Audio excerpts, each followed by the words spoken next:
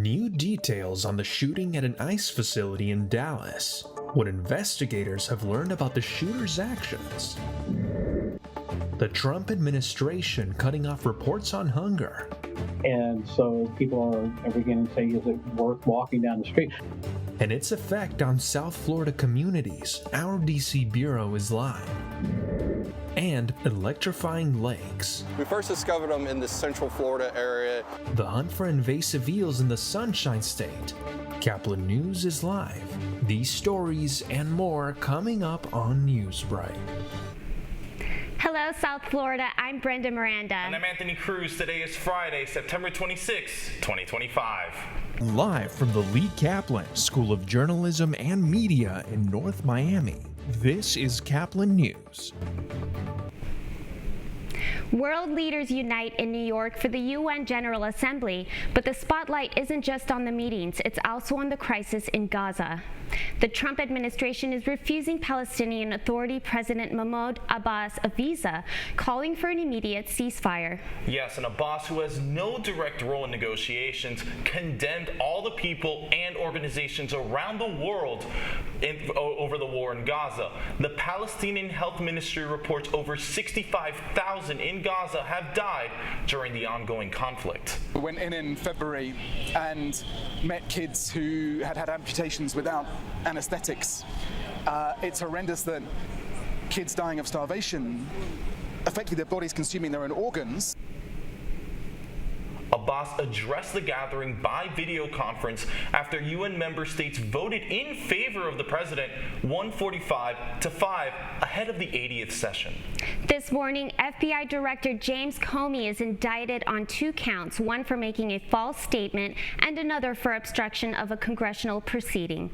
These charges were brought by Lindsay Halligan, the new acting U.S. Attorney for the Eastern District of Virginia, who replaced Trump appointee Eric Siebert after he refused to indict another political enemy of the president in New York, Attorney General Letitia James.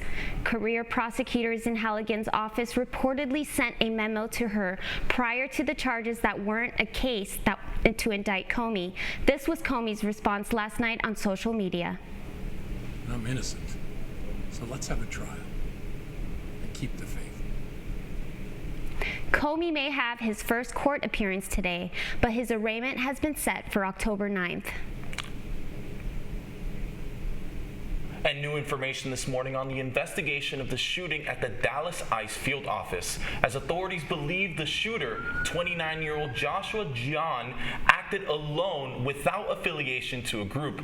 Officials say that John left behind notes detailing his, quote, hatred for the federal government, and meant to target ICE personnel with one of the bullets written with, quote, anti-ICE. Just days away from the September deadline, questions are growing about what a government shutdown could mean for travelers nationwide. Our DC Bureau reporter Jose Carlos Rodriguez reports from Reagan National Airport. Here at the Reagan National Airport, flights are departing as usual, but if Congress doesn't reach a deal, the impasse could hit the air travel system. The U.S. Travel Association warns that a possible shutdown could halt the hiring and training of New York traffic controllers and freeze projects designed to cut down delays. CEO Jeff Freeman said the following in a letter to Congress. A shutdown is a wholly preventable blow to America's travel economy, costing $1 billion every week, while placing unnecessary strain to an already overextended federal travel workforce. Freeman also says that a shutdown could cause staffing shortages at TSA, which means longer lines, flight delays, and cancellations. In addition, it could impact funding designated to modernize the air travel system. The association also points out that travelers and communities bear the consequences when visiting national parks and federally owned museums. According to a recent survey cited by the association, 60% of Americans said they would cancel or avoid trips if a shutdown happens. Congress just has a few days to act. Without an agreement, travelers could start feeling the impact as soon as next week. Reporting in Washington, D.C., I'm Jose Carlos Rodriguez, Caplin News. And this morning, food banks are scrambling after the Trump administration scrapped what it calls the USDA's inefficient annual food security survey. The survey provides data on the lack of access to adequate nutrition for low-income Americans. Caplin DC Bureau reporter Devasana Bisindio is live outside the Department of Agriculture. Good morning, Devasana. Good morning, Anthony and Brenda. According to Feeding South Florida, about 15% of Miami-Dade's population lacks consistent access to nutritious food. Now, I spoke with Salvation Army Miami, who relies on these USDA reports. They say they're caught off guard, but they're ready to make a change. One thing to say that report is inefficient.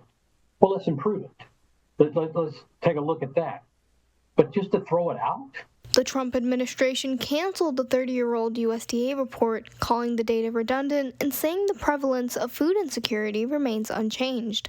But the One Big Beautiful bill passed this summer expanded the work requirements for the Supplemental Nutrition Assistance Program, or SNAP. According to the Congressional Budget Office, this would leave 2.4 million Americans without food aid. However, Salvation Army Miami already has a solution in mind. Meals That Matter, a program that launches on October 14th and plans to serve at least one hot meal a week to low-income individuals and senior citizens. Eventually, we want to do 1,000 meals a day. But the organization is still reeling from previous USDA cuts earlier this year, which limited the amount of nutritious food they receive to fill their grocery packages for low-income communities. We used to have fish fillets and eggs and gallons of milk and greens and fruits even, and I know last week we had just grapes. Now, with the scrapping of the USDA's food security reports, Hogg says there would be a significant data gap. The loss of data means they could underestimate the demand for grocery packages in the community, leading to not enough supply. Now the bags are becoming more scarce, and so people are beginning to say, is it worth walking down the street? I mean, they're still coming, but we're not seeing the growth rate. The last USDA report releases on October 22nd. Reporting live in Washington, D.C., I'm Dubasna Basundio, Caplin News. And new developments this morning in Orlando after a woman sues Universal, claiming injuries on the same roller coaster where a man died. CNN's Justin Shecker reports. The test of a world-class ride is not just the adrenaline rush, it's ensuring the safety of the rider while giving them that adrenaline rush. Orlando-based personal injury attorney Nick Spetsis says his client went to Epic Universe before the grand opening during the preview period on April 30th. The last ride she went on, he says, was the thrill coaster in Celestial Park, Stardust Racers. Her head, because it's a lap restraint rather than an upper body torso restraint, her head was violently shook around and slammed against the back headrest of the ride. The Spetsis Buse law firm filed a lawsuit on Wednesday asking for a jury trial to decide how much Universal should compensate for her head injuries. We are alleging that the Stardust Racer ride and specifically Universal was negligence in the maintenance, operation, and control of that ride, and they failed to warn of unreasonably dangerous conditions on that ride. What happened is not included in state records through July 15th that show a 63-year-old man with a pre-existing condition experienced dizziness, and a 47-year-old woman with a pre-existing condition had visual disturbance and numbness after riding Stardust Racers. Following the death of Kevin Rodriguez Zavala, Universal Orlando Resort President Karen Irwin wrote in a memo to team members, quote, "Safety is and always will be at the forefront of everything we do." If a ride's restraint fails to properly protect a rider, then that is a safety failure. The Ben Crump law firm has started an investigation on behalf of Kevin's family in search of answers about how he died from what the medical examiner described as blunt impact injuries while riding Stardust Racers. During their sit-down interview Wednesday with WESH 2, Kevin's parents spoke about how their son was a theme park enthusiast. What we're doing right now is trying to stop that this happen again to another family, because I don't want any other family to feel what we're having right now. And Universal did not respond to requests for comment about this new lawsuit. After nearly 100 years of producing shows and hosting big events, the Olympia Theater will soon be home to students and educators as Miami City Commission unanimously approves a deal with Pitbull-founded Slam Charter School, promising millions in renovations for the landmark. Marlins against the Phillies, yet another recent battle. That's still ahead, and so is this story. Long, eel-like fishes that will be up in the rocks and vegetation. Scientists in Central Florida are protecting our ecosystem. Newsbreak will be back in 2 minutes.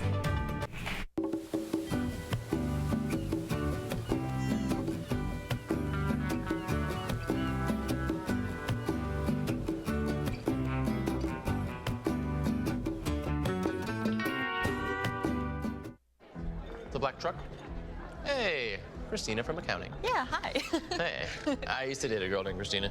Oh, really? Yeah, and then she dumped me for my best friend. You want to see some photos of them that I took? I don't. I thought we talked about this, buddy. Buzzed and overshared again? Yeah. Yeah. I'm gonna call a car. That's a smart idea. So yeah, I know, that's why I did it. Hey, you're gonna get back to the top of the mountain. Does that mean I'm gonna get back with Christina? No. Oh. No.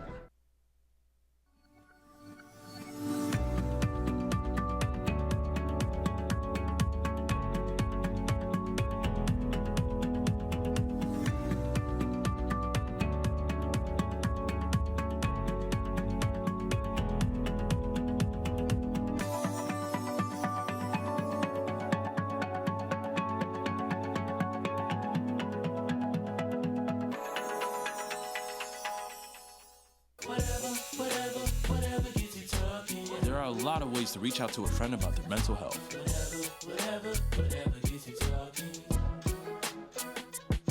Learn how you can help at seizetheawkward.org.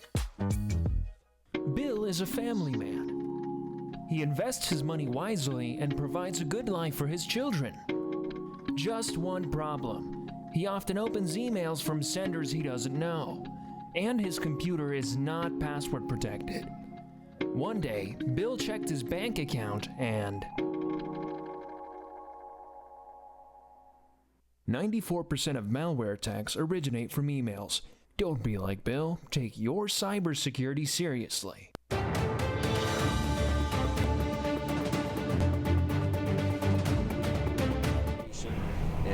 Shocking news out of Central Florida. Invasive swamp eels are spreading fast.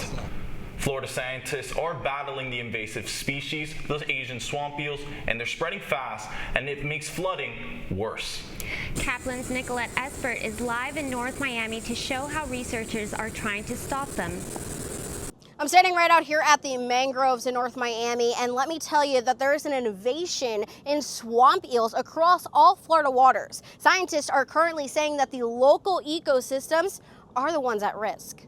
Swamp eels were first discovered in Central Florida in 2023. Since then, scientists have been tracking their spread. These are long, eel-like fishes that will be up in the rocks and vegetation, and they are introduced and potentially causing some ecological problems. Once a population is established in one lake, they can be spread to other lakes. Flooding events give the invasive fish a chance to move from lake to lake. It's a small shock that allows them to come to the surface and allow us to sample them. To capture them, scientists electrify the water, stunning the fish without harm. Prevention is, not releasing animals that don't belong in the wild. Scientists say acting now could keep the species from reaching more of Florida's water. Listen, this is not just in Central Florida, it's also all over the Everglades. But don't worry, because Caplin News will bring you more as we're working on a larger project, a special one at that, coming early next spring. For now, we're in North Miami. For Caplin News, I'm Nicolette Esper. And the hopes of a Cinderella run were cut short after the Phillies ended the Marlins' chances of sneaking into the playoffs at the 11th hour. Harrison Barter sealed the deal after Alec Boehm hit a grounder to him in the first inning, and the game was a stalemate from there on. Final score was 1-0, but zooming out for a second, what a season for the Fish, especially a second half that saw some young studs rise to the occasion. And the silver lining is the Marlins have a chance to knock out the Mets of their wild card hopes this weekend. That series starts today at 4:10 p.m. You're watching Newsbreak, and we're coming right back.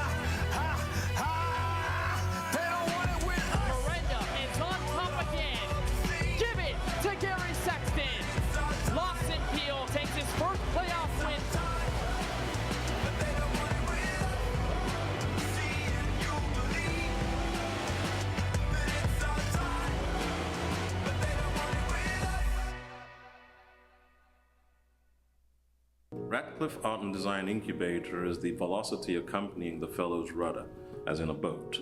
Unless there is movement or action, the planned direction is of little consequence. We encourage the creative ideas into action, and from the experience of doing, we critically assess the feedback, adjust, and set out to rediscover the potentialities of an entrepreneurial mindset.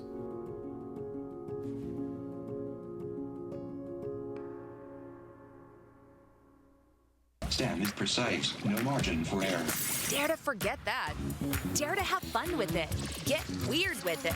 Dare to send those old STEM theories flying past the neighbor's house into outer space. Dare to program something internet-breaking, record-breaking. Dare to blow their minds. Dare to learn the difference between sedimentary and metamorphic rock. Go find those rocks. Dare to keep daring. Dare to STEM. Check out Chic and STEM to get started. That's all the time we have for Newsbreak. I'm Brenda Miranda. I'm Anthony Cruz, getting more news anytime at caplinnews.fiu.edu.